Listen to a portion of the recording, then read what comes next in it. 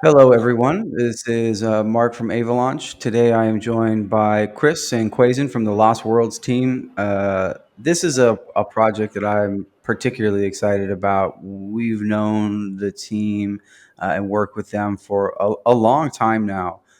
This was a project that's been building community, building technology on Avalanche for Avalanche for a long time now.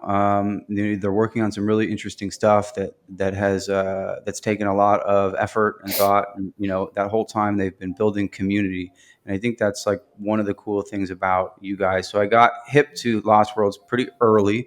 We were talking, and we've just been kind of circling each other for a lot of months now, seeing how we could work together, and here we are. And so you guys are close now. We're going to be doing the IDO here soon, and it's a real pleasure to be able to support you guys through this and get the project out there in front of people. And I'm excited to talk with you about it today and let everyone learn more about it. Yeah, we're super excited as well, man. It's been a long road. Yeah. I know with you, it's like there's this. Everybody knows Mark at Avalaunch, and you guys have a good reputation. So when we heard about you guys, we said, okay, we need to get in good. We need to get and learn more about these guys, get involved with them, and then we were really surprised in terms of how involved, supportive you guys have been with us since the beginning.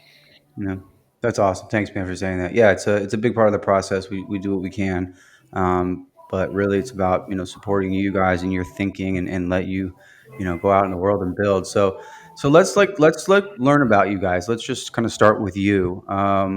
Where I like to begin with this stuff is giving people an idea of who you are, what you do on the team, that kind of thing, but also what you were doing before this, what you were doing before crypto, even, and how do you feel like you got to this point in your lives and your careers where this is the thing you wanted to build and work on?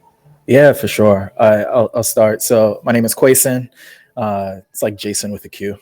It's like one of the things I always have to tell people. But um, my background is actually in the advertising space. So fresh out of college, I was doing my MBA at a school called NGIT. It's an engineering school in New Jersey.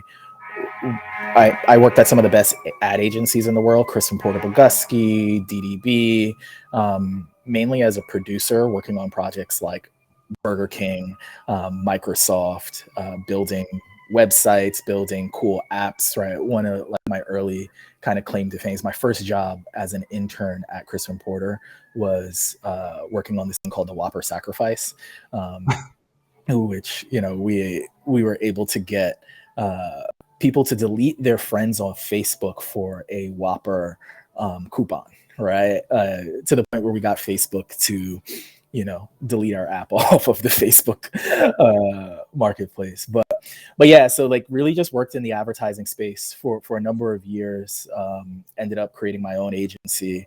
Ended up selling that.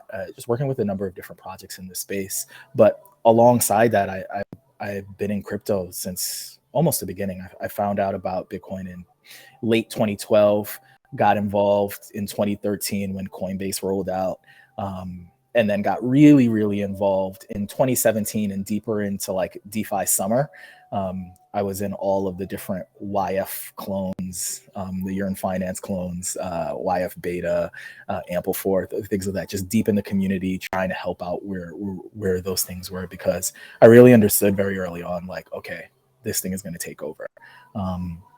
And was just always looking for that opportunity to really put my stamp on it and see kind of how I can bridge my skill set in the advertising space, in the production space, and the strategy space with the crypto space, Mhm. and realizing that a lot of the blockchains weren't there yet. So when I read you know the Team Rocket paper on Avalanche and saw Avalanche finally starting to roll out, I was like, okay, this is our time. And yeah, and then Lost World spun out of that, and we can give you like a more deeper history of like how that started, but yeah, that's pretty much how I got here today. Cool, man. Chris?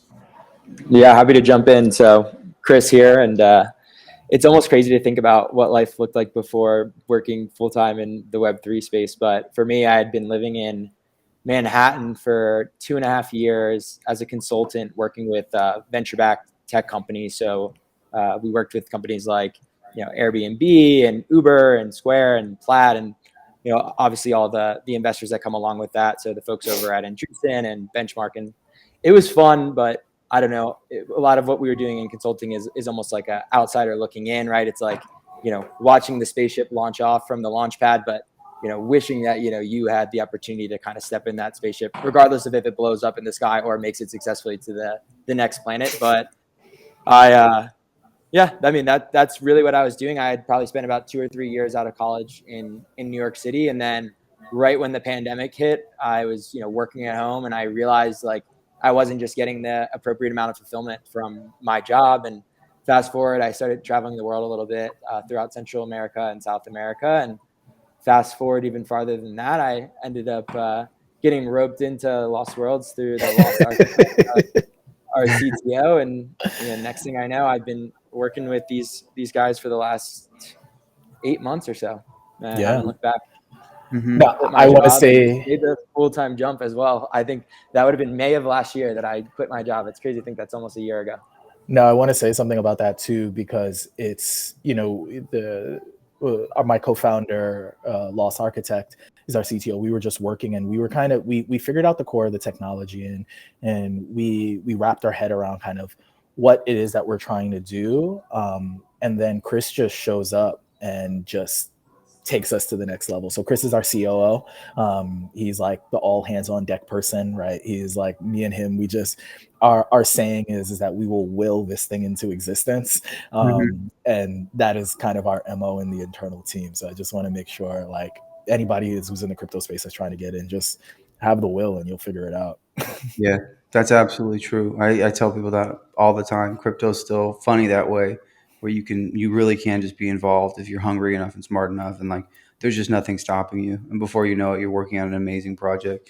And what I think is interesting about your guys' backgrounds, because it's this blend of like very crypto native, but also coming from the traditional marketing, venture capital, advertising world. It's a pretty unique fit for what you guys are building, I think, because there's and we'll get into it right now, but there's this crypto element that can run independently inside of crypto communities and that sort of thing. But then there's also this real world potential for companies and businesses and people that exist outside crypto to get onboarded in.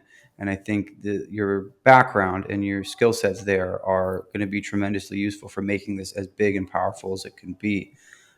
So that's probably a good segue just to talk about what Lost Worlds is, at a high level. And, I want to frame this from like a sort of just a on-ramp thing, but also like why is now like the appropriate time to be building this? I think that's like a useful frame. Yeah. So, the elevator pitch, right, is that Lost Worlds is an NFT platform with a primary and secondary marketplace for location-based NFTs. And really what that means is that our mission is to solve the problem of real-world utility within the NFT space, right? We want to be able to allow users to break that fourth wall, as well as creators to break that fourth wall of digital and physical engagement through the tooling and through this platform, right? NFTs are this huge thing, and all these celebrities are doing it, and all these companies are trying to get involved, but the actual tech isn't really there, right? It's kind of like, hey, buy my NFT, but there's no kind of scarcity value engagement tied to it, and we wanted to build tooling that's surrounded by this concept of location-based or geographically bounded NFTs. And that's really just the first thing that we're doing within this space. But our mission is primarily, how do we bring real world utility to the NFT space, right? And when you think about that, that bridging the gap between the digital world and the physical world, it opens up this huge market, right? That the crypto ecosystem has still yet to bridge, right? And that's really where we're focused, where I think Chris and I's and the teams as a whole, our skill sets become really, really valuable, because I can go to a brand, I can go to an ad agency, and in essence, give them tooling, or I can go to Live Nation, for example, and say like, hey, every you have a Kanye concert. Why not have digital merch that you could only mint at that Kanye concert, right? And Mhm. there's a collective community experience. Anybody who has that NFT from that Kanye concert can be put into a Discord or put into like, the Kanye concert DAO. And it's represented by that NFT that could only have been minted at the concert. There's a shared experience, there's shared community. There's so many different use cases there. Chris like loves to go talk about even some of the other use cases that we have. For me, I'm always thinking about the community use cases. And I know, Chris, do you want to touch on something like those other like kind of even funner use cases as well? There really is a ton. And I think the nice thing about being a platform and some of the hardest challenges that we'll face is trying to overcome the idea that these NFTs pinned to geographical locations can create games. They can be ticketing, they can be merchandise, they can be collectibles. There's like so many different avenues you can go down, and there's so many different ways for people to kind of build on top of this.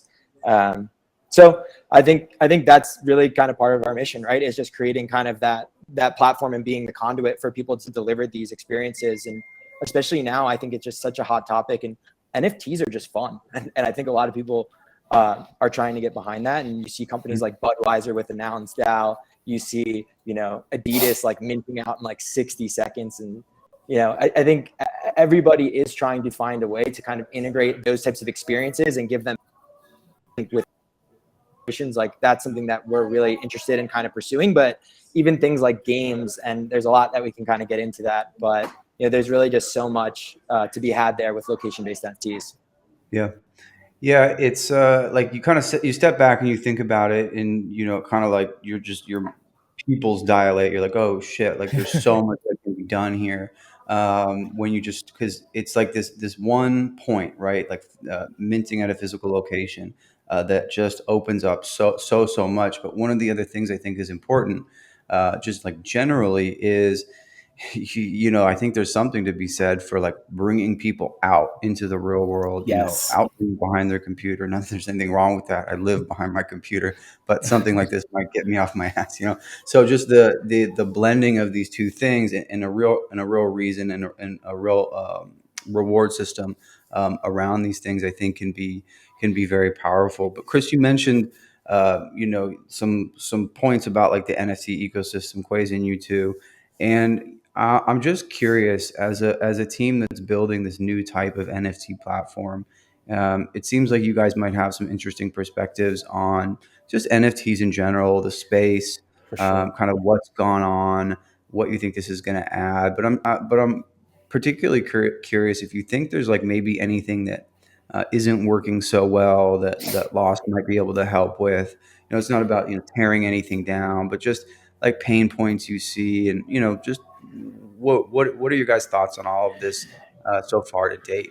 Yeah, I could touch on it. There's different ways I could answer this question. I think looking at the history of the evolution of the NFT ecosystem is probably a really good way to address it, right? If you and associating value to the novelty of new technology, right? So you start out with crypto kitties, and that theoretically we say is what kicked off the bear market back in 2017 when ETH kind of like was starting to chug, like when we first realized how slow of a chain it was, right? And then you have that second generation which came in through, I think it was like the hash mask, and then right after it was Bored Ape like a couple months later, and and Mooncats, and that was like the kind of the inflection point, right? If you think about that adoption growth curve, right, where things are just kind of taking off within the crypto ecosystem. And what you found with this idea of PFPs and the kind of just the novelty of NFTs, non-fungible tokens as a concept, we've reached a level of maturity, at least within the ETH ecosystem. And now what's happening in the Avalanche ecosystem is, just because of the UX of Avalanche, just because of the speed of it, right? The relative speed of it, we're starting to see more kind of DeFi utility with these NFTs, right? And I'm on these spaces and I'm talking to all of these projects, and there's like, oh, this is going to go forever. And we don't think so, or at least I don't think so. I think that's also going to have its adoption curve. I also think the cost of these NFTs are going to start going down. Why? Because as it becomes more and more accessible to companies and people and creators, right, the supply is going to increase. So therefore, it's not as scarce, right? So what I think at least is we should be focusing more on utility as opposed to novelty within the space. I'm seeing a lot of novelty come into play, and we should be focusing on tooling that allows creators to create and to create in mass. Because you're going to start seeing more niches and micro niches and micro kind of features and functionality within the space that will create the larger adoption. And with Lost Worlds, we're only providing one aspect of that additional tooling and utility for creators to come in and build, right? Through geographically bounded NFTs, through this concept of explore to earn. Everybody has play to earn. We're bringing this concept of explore to earn. And what we're not trying to do, we're not trying to say like, hey, there should be this one super expensive Bored Ape Yacht Club, even though there will be, right, on our platform. We're saying anybody who has a cool idea, right, submit it to our DAO, see what the community feels about it, and then kind of let the free market decide, right? So, as the friction in the space starts to dwindle, right, the novelty will start to wear off, the pricing will start to wear off, right, and it'll become more and more accessible. So it just really comes down to the utility and the value that you're able to provide. A random kid in Indonesia who has no money, right, but just wants to quickly just put something cool and quick up on our platform. Mm-hmm. Yeah. One thing I would add too is I think just generally the limitations of NFTs in the early days has been bound to a desktop, and that's been a fun experience. And I think as you kind of see innovation taking off with mobile wallets, kind of that next evolution is that it would be existing in your pocket. And I think the minute you start to take advantage of that, and even things like GPS, I mean, think of the first wave of innovation that came with GPS technology with companies like Airbnb, Uber, right? And it's like, kind of seeing that wave of technology take place in the Web3 space, I think is kind of an interesting evolution. And tying that back in with NFTs, like, thanks to the innovation of like MetaMask and companies of that nature, I think that's going to be kind of an interesting road for NFTs to go down and open up a lot more opportunities for just, quite frankly, new experiences to take place. Mm-hmm. Yeah, just piggybacking off of that, one of the things that strikes me is that it feels like a platform like this could actually really, really drive adoption of new people into crypto and NFTs. When you look at the two options side by side, like you have someone a 1,000-piece collection or something going up, and someone's got to be on board into crypto, understand it, understand where they want it, have the AVAX, fight someone else to get it, and then be confident that this is something that they want. Or you have someone who's going to, like for your example, a Kanye concert, who's never purchased an NFT, heard of them, obviously interested because like everyone's talking about it, and just by a function of being at this concert, they can download the app and mint it and have it, right? And it's just like, which one is easier? And it's like they're just different, right? But it strikes me as a much larger, smoother on ramp into NFTs. And what I wonder is this something that just was this natural function of the platform, or was this something that you guys really thought could help with adoption and built for that? 1,000,000%. So I'll tell you this, and actually you were around at this time, right, when we first approached you guys. Initially, right, we always knew we were going to build on Avalaunch, and then we also said, well, everybody in the NFT space is on Ethereum. So because we're on C chain, it's EVM compatible, we actually spun up an instance that would allow you to connect to Ethereum. And the premise was we'll be able to bridge all of those people over from Ethereum to come on to Avalaunch, right? So just that same premise is the same as how do we bridge everybody who knows nothing about crypto onto the Lost Worlds platform. There's a lot of friction that is still within the space. Chris definitely brought up this idea of, people, everything that we do when we interact within the crypto space, we primarily do it on our desktops, and we're bringing, that, trying to implement the UX that allows, the mobile aspect to come into play. But then there's other aspects of, okay, I have to get crypto, I have to, set up a wallet, right? And those are all things that we see as challenges for us, but as well as for the entire space as a whole, right? That fiat to crypto transition. And there's lots of red tape around there, especially in the US, right? There's liability challenges. But once some of these walls get knocked down, I think what Lost Worlds provides is just another use case for the real world or the non-crypto world to start engaging with the crypto space. Mm-hmm. Mm-hmm. Yeah. Well, let's just kind of move into the platform itself. And we've talked a lot about the impact and the high level, and I want to get into like the nitty gritty of what this might feel like for from a user's perspective. So give us the user journey of someone who's on the application about to mint an NFT. What does that look like, and what might they be minting? Chris, you want to rip it? Yeah, happy to. So as you can imagine, you roll up onto our platform and immediately you're sort of, greeted by us asking for your location, as with any kind of Web2 app experience that you may have felt. And immediately by doing that, we're able to kind of serve you the map-based experiences for NFTs. And so we can get into some of the different categories and how those exist, but you can imagine just a bunch of pins scattered across the map with radiuses around them. And when you travel to those locations, you almost unlock these digital storefronts of NFTs. Mm-hmm. And you could imagine going to Central Park and pulling up, right on the grass and having your phone out, having it show that you're standing there. And then that will give you access to be able to mint that. And then we have that stored in what we're calling kind of the passport, which is sort of where you can collect these digital collectibles. And as you kind of go along, and keep doing that, you kind of build up that collection.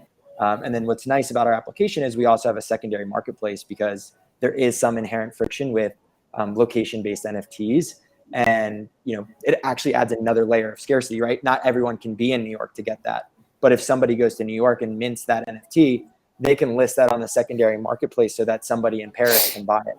And with some of our projects, you'll see some of those secondary marketplace effects take place where now users are almost helping each other out, and you can kind of see those micro communities that could exist within that as well. And there's a bunch of other fun aspects, and we can get into this in more detail, but just at the highest level, our platform uses the lost token, right? That underpins our platform and is what we use to incentivize our users. So for minting and completing achievements on our platform, users can earn lost, and they're actually able to stake that token back onto the platform, which levels them up to unlock new experiences. So you can imagine a tiered system of projects where you're in bronze tier and you're getting access to these types of projects. But as you're completing these bronze projects and minting these NFTs and completing these achievements, we're paying you in lost, and you can use that lost to stake onto our platform and unlock new projects of different tiers and ranks. And we can go down the rabbit hole on that one, but I wanted to just keep it as high level as possible, kind of touching on everything. Yeah, for sure. That's awesome. Yeah, we can cover there's some pretty cool things in there, and I definitely want to cover it a little bit later. But as you were talking, one kind of obvious question I think that probably comes up for most people once they take a look at the project is the location data. How do you achieve it? How do you make sure it's not gamed? This kind of thing. And I know you guys have actually said that the point of this project is not to become a decentralized location provider, right? You guys have your own technology. Correct. It's robust, but you are willing and able to leverage other solutions in this kind of thing. But tell us how you guys are dealing with the anti-spoofing, and making sure that there's a level playing field for people, because I do think that's important. For sure. So I could jump into that one. So like we combat spoofing the same way the other location-based games in the space combat it, right? And that's to say we implement a number of both public and secret checks in order to make sure that the user is where they say they are. The bigger challenge is that spoofing is like the $100 million problem within the space, right? Ask Pokemon Go, ask Ingress. And well, luckily with that is that we have the added component of crypto, which creates asynchronous on-chain data that we can utilize for checks and balances, right? So we can in our roadmap we can add different layers of checks and balances, looking at projects like Foam and saying like, hey, how can we bring your anti-spoofing or your spoofing technology or your anti-spoofing technology onto this, or your kind of your achievement of understanding where a user is. Mm-hmm. There's things like beacons that we're planning on using with certain types of projects. So it's one of those things we'll continue to work on, and implementing some of the same measures as the Web2 projects do as well, right? Around bans, once we find people, if they can figure out how to get past the spoofing mechanisms. Mm-hmm. Mm-hmm. Okay, yeah, that makes sense. Yeah, I think it's one of the like just technically more interesting things about the project because like Yeah, there's such big implications for it. for sure. But it's definitely one of these things that everyone is going to wonder about. So I just wanted to touch on it. Yeah, I definitely want to. It's one of the things that we wanted to continuously, and thank you for even asking. It's one of the things we definitely want to keep harping on and letting people know is that like it's also a community thing, right? Like we have bug bounties within our ecosystem, right? How can we as a community find better and better and better ways of location checking and anti-spoofing mechanisms within there? And because of the crypto, because of the blockchain aspect of what we're doing, there's Hmm. new types of implementations that we have that we didn't have before. Hmm. Yeah, yeah. Okay. And what is the process for like a creator look like on the platform? We've talked about the user a lot, right? But this is really a platform that anyone can come and leverage and create. So I have an NFT set that I want to mint at a location. I'm a concert promoter. I want to create a mint for this concert happening in Missouri on the 12th. Like, what does that look like for me? Yeah, I'm happy to take that one. And right now, our platform is really optimizing in its infancy for creating the best experiences for the users through projects that showcase the new features we're rolling out. We also have like a pretty hands-on experience for the projects that we're bringing on externally, where we're working, side by side with those artists to make sure that we're properly representing them on the platform. But as we continue to grow, one thing that we're really excited about in our roadmap is we'll be creating tooling for creators to build and submit their own projects in a very user-friendly way. And then these projects will ultimately be sent to a future state DAO, which can actually decide if these projects are launched and how much tokens are allocated to them. Hmm. Yeah. And just to even simplify that even more, right? Or not even to simplify what Chris was saying, but more so to just to explain what we've built and how simple it will be for creators. The only thing we really need right now is the creative and the geolocation, right? Like the lat longs, right? And the radius that you want to implement those lat longs, right? So the Hmm. tooling has been built out to that point, right? Now we have different forms of achievements and game mechanics that we can layer in and build in, and so that's kind of what will be built in for the creators, like if they want to add those features. But the core technology of what we're trying to do is going to be so simple for creators to implement once we start rolling out that feature. But to Chris's point, we're over the next couple of instances, like our first couple of projects will be internal Lost Worlds projects, and then some partner projects from other projects within the space potentially that will be dropping to kind of fill up the ecosystem, just so we can make sure the experience is there. Yeah, yeah, very cool. I want to like dig into some of the specifics around the rewards around the token and how people earn on the platform because there's like a couple of things in here that you guys have done that I think you can have like sort of an aha moment around that's just like, oh shit, like they really thought about this. So There's, I think, at least right now, three primary ways to earn. There's the minter rewards, the mint dividends, and the minter royalties.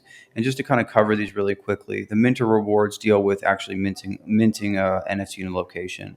The minter royalties, and I want you guys to talk about this because it's interesting. Actually rewards people who have minted the NFTs that go on to be sold later, I think. And then there's the mint dividends from a location. This is also interesting because what it suggests is if there's a set at a location and you're early in that minting, you're earning off the back of people that come later. So there's this incentive to be early. But I want you guys to talk about it. But there's just these really cool loops happening here that suggest you guys have really thought about how to make this economy exciting and sustainable. Yeah, for sure. So, go ahead. You got it. No, so yeah, we can go through them. So like mentor rewards is really, as you said, right? So we want to incentivize people, just this concept of explore to earn, right? Like you are being rewarded for traveling the world, for going to a location and being able to have an experience both in the real world and the digital world at the exact same time. Right. So that's part of like our rewards platform. You could see it in our mission schedules and things of that nature. Now, the mint dividends is an interesting one, right? Because another way people think about that is they think of it like reflections, but it's location-based reflections, right? So now you have this opportunity to be first or early to a project, and by being first and early to a project, you have the opportunity to earn more, right? Based off of other people that are coming who find out about the project a little bit later, right? And then, third to that is the actual minter royalties. So, a lot of, wow, I'm forgetting the ERC standard, but there's an ERC standard that talks about universal royalties. I think it's like 1981 or 1982, something. I can't remember it off the top of my head. But we implemented a royalty standard that allows royalties to be shared across marketplaces. It's whether or not those marketplaces will accept them or not. That's not up for us to decide. But when thinking about royalties, we can actually implement two types of royalties. We can implement a creator royalty, meaning if you created this project, you can earn royalties off of all the trades that happen on the secondary marketplace. But because of the fact that these explorers or these people are going and doing work to travel to mint, why not reward them with royalties for their effort, right? So it's like one of those things. Hey, I go to a location, I go and mint 2 or 3, I keep one for me, and I want to share my project with the rest of the world, right? We have a project called Continents, right, where you can only mint an NFT if you're living on that continent. And maybe you mint 2 of those continents, and somebody in another continent wants to get an NFT from somebody on another continent, right? They potentially could get a royalty for that, right? And it just creates another ecosystem where mentors are supporting each other, but also earning from each other through trade and value. Mm-hmm. And one other earning mechanism to add to the plate, and it's weirdly an earning mechanism and almost another form of collectibles. We've implemented an achievement system both at the project and the platform layer, and specifically at the project layer. You can imagine, say, portals, right? There's 6 locations scattered across the world. If you are to collect all 6 of those, we can pay you lost as a claimed achievement. And not only do we have these claimed achievements, which pay out in lost, but we also are using non-tradable ERC 721s as badges. So you can imagine like collecting these badges as you're using our platform and interacting with these different projects. So it's a combination of collectibles kind of added on top, as well as another way that we're able to kind of incentivize and reward users for just being active on our platform. Yeah. It feels like another way to think about this is almost like, if you can draw comparisons to just what you do in DeFi, so you stake and earn a yield on DeFi. Well, this is like you can be present, be first, and earn a yield essentially on real world experiences. Like it's the same kind of thing. And so, you talk about, blending the physical and the Web3. Like there's these concepts that exist in the Web3 that also apply in the physical world. So you can, again, like you can almost like be early and stake yourself somewhere and earn a yield on that stake, right? This is sort of like the way it kind of shows up in my brain. It's just super super interesting. The other thing that kind of occurs to me that like could be cool, and I'm just like making up an example, is when you're talking about the how you could actually how would maybe even a DeFi protocol could leverage this, right? Or a project could leverage this.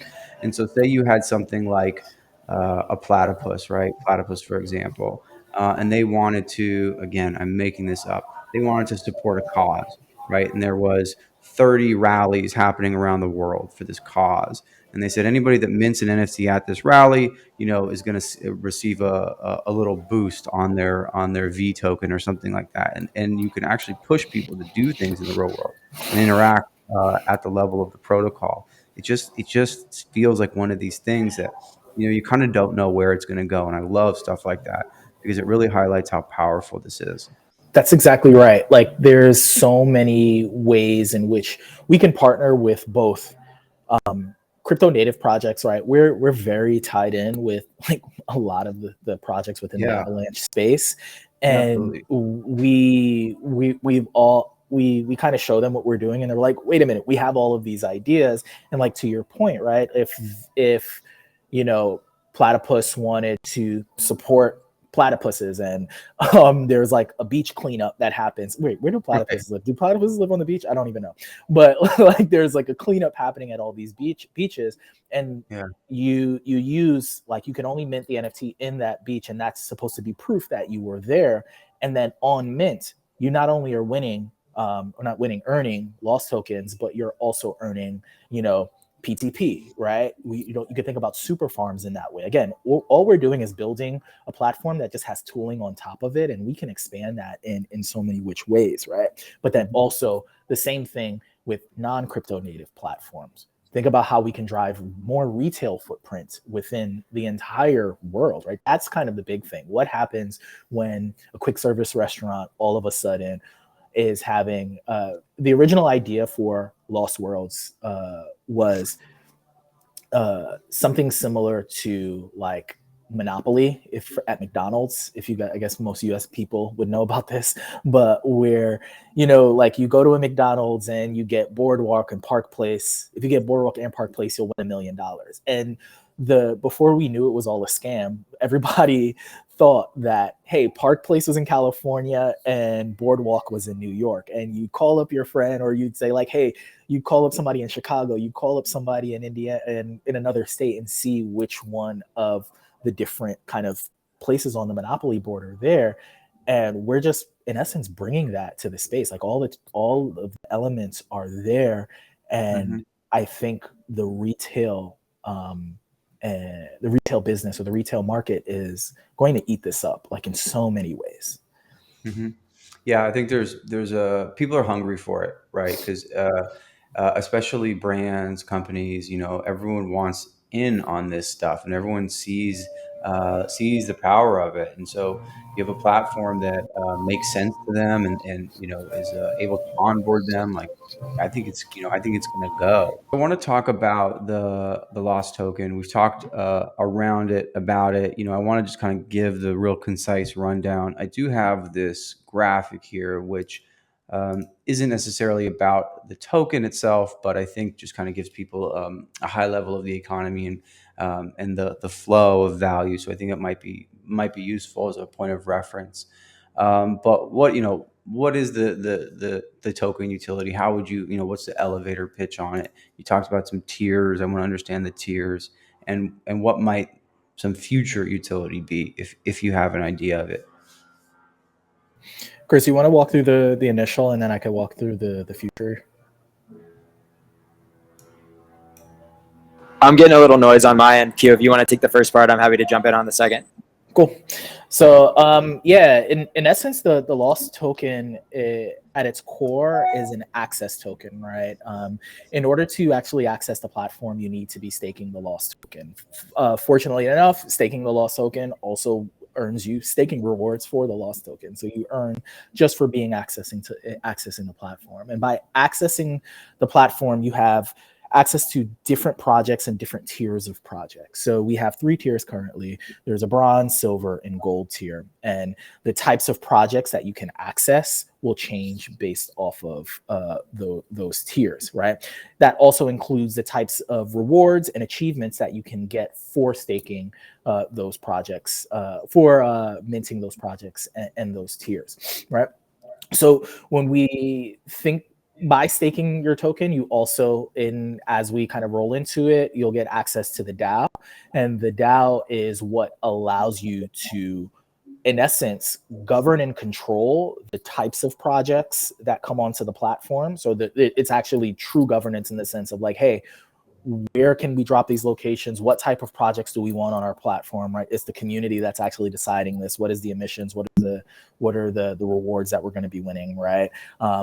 As well as they're the ones that are going to be the ones that are minting these projects. So it's kind of this two-sided ecosystem where the minters are telling the creators what they want, and the creators are in essence building an economy or building a community based off of what the mentors are telling them that they want, right?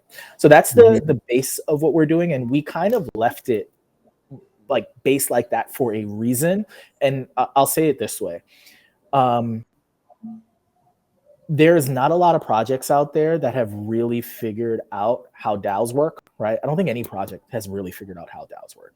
I don't think there's not that many projects that have really figured out the best version of token utility. I'm really liking what Platypus is doing with the VPTP thing. And what we want to do is we want to give ourselves the opportunity to build into utility that the community will be able to actually draw value from. So that's the reason why we have the tiered systems, and we'll be able to add future utility into the platform. One thing that we're looking at right now is recognizing that these NFT projects, they'll be minting. When you mint an NFT at a location, you're minting it with Avalaunch, right? So that it costs the user X amount of Avalaunch. That Avalaunch comes into our DAO, and what we're thinking is, hey, maybe people at silver or gold tier, a percentage of those revenues get sent right back to the holders or the stakers, right? Yeah. So those are the types of things that we are going to continuously explore, and why people should actually really be staking, because it's going to open up that opportunity for them to continuously earn not just lost tokens, but potentially AVAX as well, right? And that the creators themselves, who are going to be earning 90% of those AVAX mints or whatever it may be, are being facilitated by these creators who are incentivized to stay on the platform, who are incentivized, who are holding their tokens, and who are creating these ecosystems for location-based communities. Yeah. Very cool. Let me kind of take this down here. And we'll go back. So with the platform launch and the initial collections that are going to be available, I know you guys are you mentioned continents. You also have portals, which is a very cool collection. I want to talk about who did the art on that and kind of like what the thinking is there.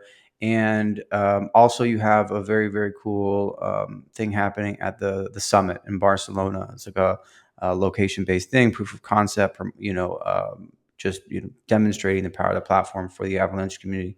All very cool. So tell us, let's start with portals. What was the genesis of that? Who worked on the art, because it's beautiful, and like why is that a strong project to launch with? Yeah, Portals is my baby.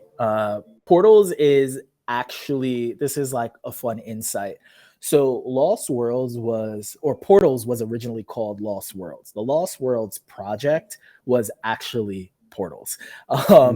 And as we started, it was supposed to be this one NFT project, where we found this artist named Sam, where he wanted to have his view on, we have some of these most famous landmarks in the world. What would happen if nature takes over? What would happen if global warming, and it's almost like an ode to global warming, what would happen as our world is changing if we don't take care of our world? What happens to all of these different famous landmarks, to the Empire State Building, to the Statue of Liberty, to the Louvre? What happens to, you know, the pyramids if all of a sudden it's flooded, right? And so we have all of these different NFTs that can only be minted at these famous landmarks all across the world, and you can mint alternate realities or variations of those landmarks, you know, when you reach there, right? So each landmark right now, we're launching with 6 landmarks, and each landmarks has 5 variations, I believe. 4 are like, you know, almost like end world scenarios. Like, so what would happen if the Louvre has like a if everybody in France has a rebellion? Because like the inside joke is like all French people like to do is riot. And what would happen if it's here, and the NFT actually showcases the Louvre kind of like with the glass broken and people rioting and walking through, right? What would happen if the Louvre was overtaken by forests, almost like an I Am Legend ode, right? And then there's also a positive spin, right? Each location also has a utopia, and that's the rarest of the collection, right? What would happen if we figure our stuff out, right? What happens if things work well? And it's such a cool concept because it's one of those things that we can expand on. We could probably even bring local artists that focus on their landmarks, right? Who understand kind of the potential scenarios that are affecting that landmark, right? That are affecting, you know, I don't know, the big Jesus in Rio de Janeiro, right? Like what would, you know, what are the climate issues that are happening in Rio de Janeiro that an artist from that area could really express and really talk about, right? And yeah, Sam is a brilliant artist in that. Like he has like these kind of cool scenarios, you know, that the Hagia Sophia in Istanbul, what happens if it's covered in salt and it's salted of the earth? What if it's overtaken by snow? And the details of the NFTs are just like super, super cool. But yeah, and honestly, the biggest thing about that, the Portals NFTs specifically, is because of the fact that you can mint these NFTs at that landmark, meaning that you had to travel to that landmark to mint it. There's a shared experience for everybody who went to mint that NFT. Meaning that if you come into our Discord, you know, you put your collab land, that NFT is there. You're now in a group with everybody that had that shared experience. You are now part of a club, right? And it's just a little sneak peek at kind of what we're really trying to do here, right? The real sneaky thing that I tell people what Lost Worlds really is we're creating a new dimension, right? You can be standing on an NFT right now, and there's a whole world in that dimension. There could be a whole new form of governance and community and economy that's happening in that dimension that can only be experienced if you're in that location and if you mint that NFT.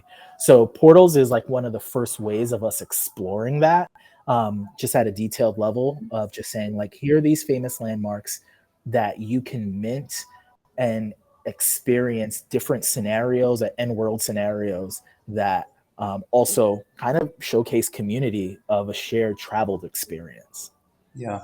Yeah, that's awesome. Yeah, I knew there kind of had to be a story there. I didn't know that just because the art is awesome. You know, this is not some like throwaway NFT thing. Like it's beautiful, and yeah, very cool. So, what are you doing at the summit? You know, you're working with a bunch of projects, and what can you reveal about that? Chris, you want to rip it? So I figure this video goes live in a couple of days, and I think we're planning on making our announcement tomorrow. So I'm happy to just lean into this one really heavy. One thing that we're kind of, well, let me just take the meta, no pun intended here, and then we can kind of dive in. But you know, with the Avalaunch Summit, right? It's going to be a big rah-rah event for Avalaunch, and with our platform, one thing that we realize is we're able to like really amplify all the projects in the ecosystem by providing an opportunity for them to have some sort of a presence in Barcelona, because not everybody's lucky enough to have a stage or a booth there. But, you know, kind of with the lost layer existing over top, you know, all of these projects in some way can offer something else. What we did in kind of a novel way is we built like voucher NFTs. So these are ERC 721s that can be redeemed on chain to be able to get things like tokens, merchandise, already minted NFTs from some of the most famous projects on the ecosystem, and a variety of other things as well. And so we're partnered with about 34 projects, and we'll have about 900 prizes to be minted. So Chicken, Yield Yak, Crabata, Trader Joe, Colony, Avalaunch, the party animals, you name it. We've kind of collected this really kind of eclectic group of projects, and you know they're giving back all different types of things. We're also throwing a 200 and something person boat party as well in the Mediterranean, and the actual tickets themselves will be NFTs, which will have to be minted directly from our platform within the summit. And yeah, to kind of round that out, so that's definitely something I'm interested in. I think for the actual voucher NFTs, I'm really curious to see how that takes off. That's been something that has almost was born out of a function of trying to figure out the best and cleanest experience for, you know, 34 different partners launching on our platform. Or basically the minute they hit redeem on our app, right? Because we don't want people trading already redeemed vouchers in the secondary marketplace, right? And somebody gets left holding the bag and they can't really collect things. So we kind of built in this redeem system, and upon redeeming, you know, we actually have them sign with their wallet and then send their wallet address to the actual project to airdrop the rewards, which is something I don't think has been done before in the space, and something that's kind of was built out of necessity.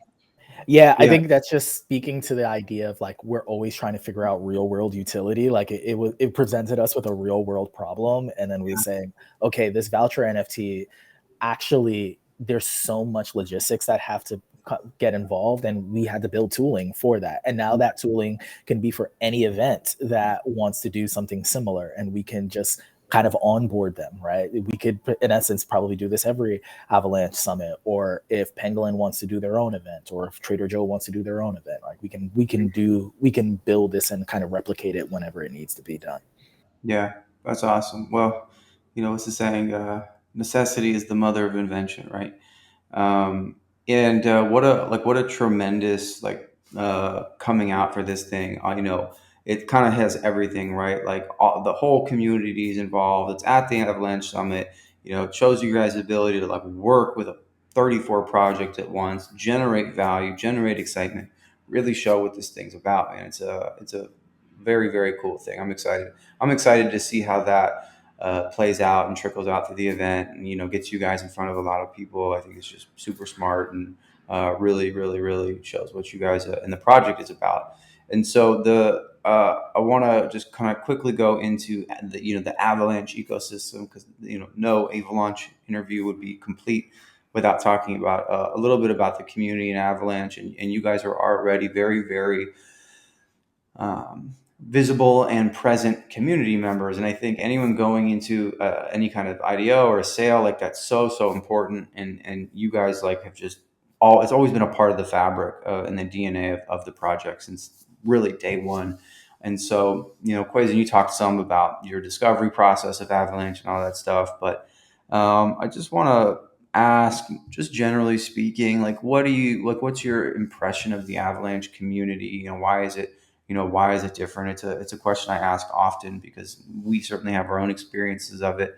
But I'm curious what yours have been, and as someone that's been in crypto a long time and paying attention a long time, what feels different about what happens in Avalanche relative to other ecosystems?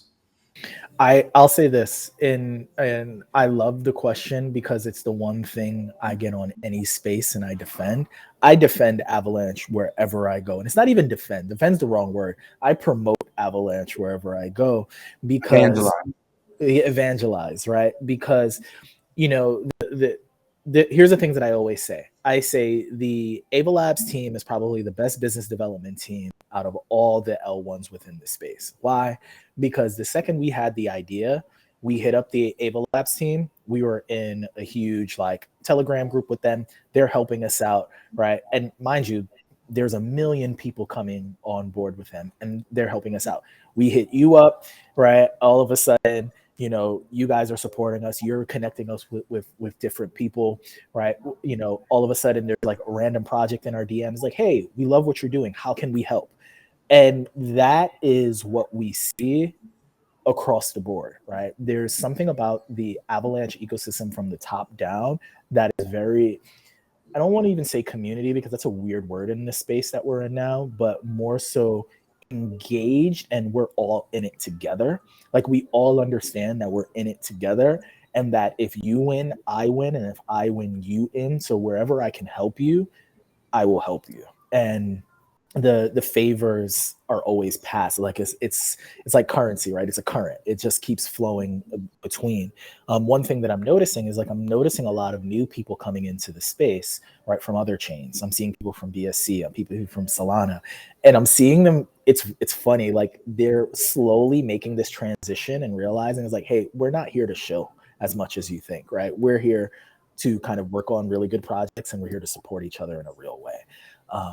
And I think the Avalaunch ecosystem and kind of what you guys do, just as like a main connector in the space, has really been helpful in that space, in that regard, of just, you know, we define the community. The individual is what define the community, and every individual project in this space has an understanding is that we're here, we're in it together, and we're building together. So we felt really embraced from the beginning. By almost every project in the space. It was a lot of work for us to engage with 30 plus projects, but it wasn't really hard, right? Like they were like, yeah, sure. How can we help? And I think that is indicative of the space as a whole. Mm-hmm. Yeah, that's a great answer. I think that sums it up really well, and especially that last bit. And I think it's hard to understand how important that is as a team, as a core team, as a founder. How nice it is to have your work well received and feel like there's a yield on meeting people and doing collaborative things. It's one of these sneaky things that's like not immediately obvious, but the stuff's pretty tricky. Crypto's really hard. Markets aren't always great, and those relationships, what it feels like to be a person in crypto building, that stuff really, really matters at the end of the day. And Avalanche has always been awesome in that regard. I just think it's one of the real reasons that it's going to continue to do really well. So we have the IDO coming up here soon. I want to understand what the roadmap looks like around the IDO. Like, what can people expect around the platform deployment, the technology? Just give the community a sense of what they can see and when, and when they'll be able to interact with all the things that we've talked about today. Yeah, definitely. So as we mentioned, IDO coming up with the Avalaunch team. Super excited about that. That's kind of the first thing, at least, that I see on our roadmap. And then following that is the summit, which like starting the day afterwards. So we're keeping ourselves busy this quarter. And immediately after that, we'll be launching with states, or not states actually, but rather portals and continents, and then rolling out states shortly afterwards. So that will be really our actual platform launch with the token and the included utility there. But just to give you a little bit of a teaser of some of the things coming afterwards and in the pipeline in terms of new features we'll be building. And Q and I like almost think it's like, what are the things that keep us up at night? And that's what we use to like roadmap our feature set. So for example, right, as a stationary NFT drop company, what happens if a user wants an NFT from a location but they're out of reach? So one of the things that we're excited to introduce is NFT bounties. And so that person can place a bounty on an NFT using Lost. And once that bounty is placed, any user can see it on the map. And if they happen to be in range, they can go to the location and mint the NFT on that user's behalf to claim the lost reward. So you can imagine users who maybe aren't even as interested in the artistic side of things, like almost gig economy network effects happening, right? They're pulling up the app just to see if there's any new bounties that are listed in their area that they can go travel and mint and get rewarded for. So cool. Yeah. So cool. Then just kind of keep rolling the dice on these. So making our app more engaging for users is something that Q and I have been thinking about since we met each other. And one of the things that we're really looking forward to is a new primitive in the space called location generative projects. And what's really cool about these is when you think about everything we've explained up until now, these are stationary drops that are pinned to a specific set of coordinates. But with location generative, we can create real-time experiences for users to engage with by dynamically generating NFT drops based on their location. So there's two really types of generative projects that you'll be seeing down the pipeline. The first is like what we're calling NFT Go, which is almost like a Pokemon Go style project where users have to actually travel to these nearby generated locations to see what NFTs are kind of hiding out there for them.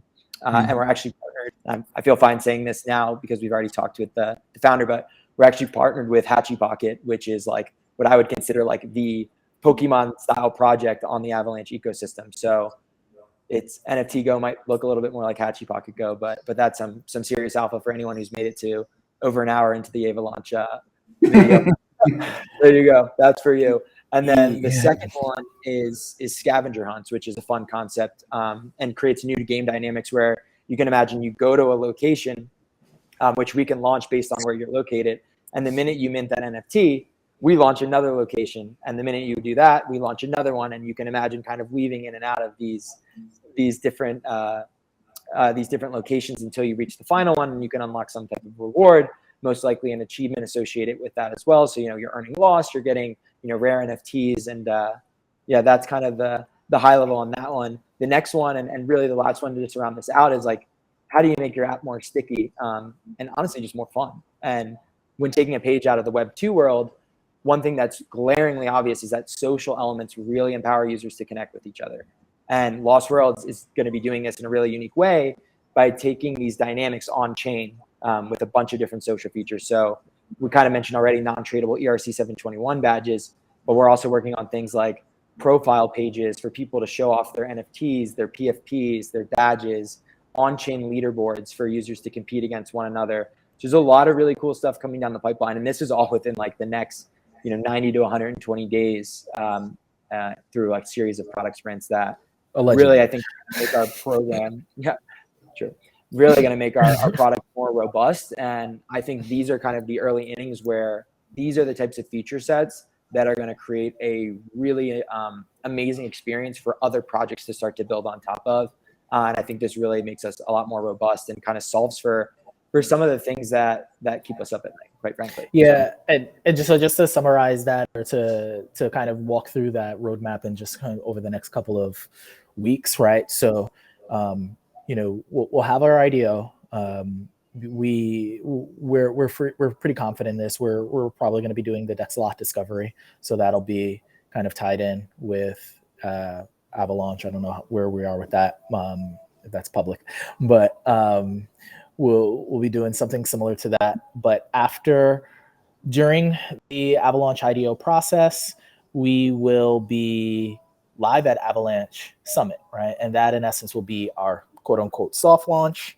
And we're having that experience where native Avalanche users are getting the first look at the Lost Worlds application.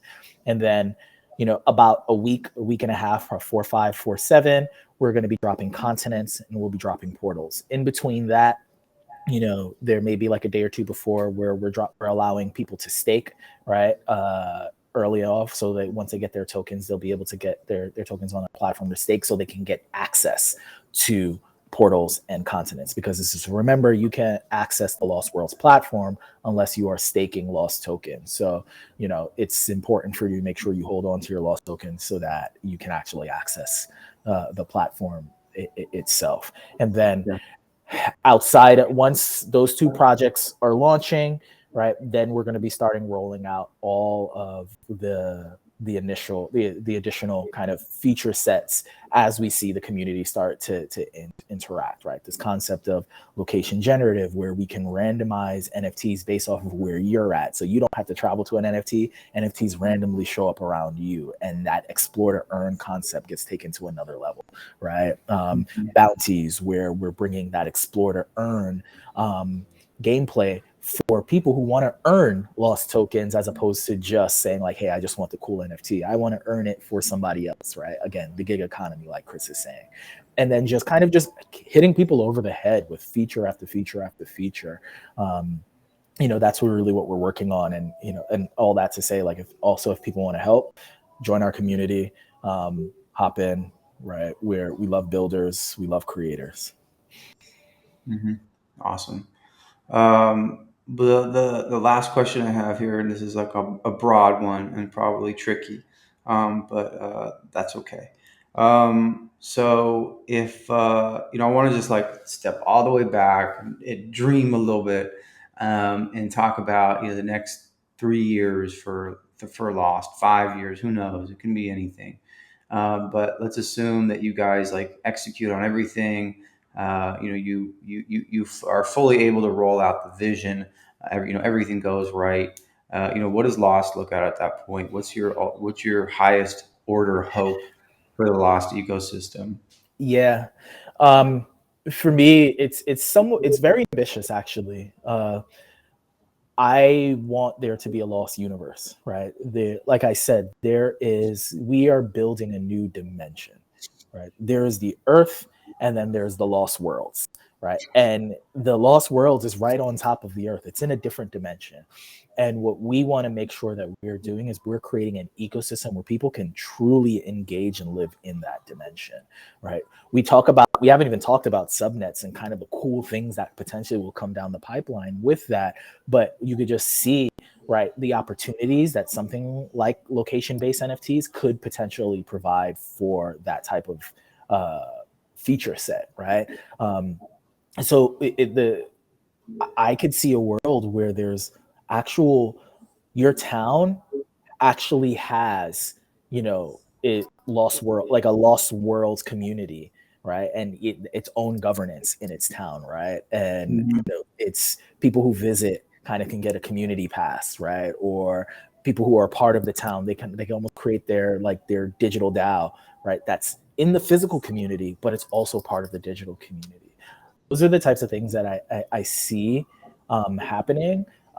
I also am just open to like creative ideas that I couldn't even have thought of. Right. For me, it's just the openness of what we're building, and having somebody come in and just creating something so alien that I would have never thought of that is like a hit. Like that's kind of really where I see Lost Worlds, where it's just this platform and marketplace where ideas around location can be amplified.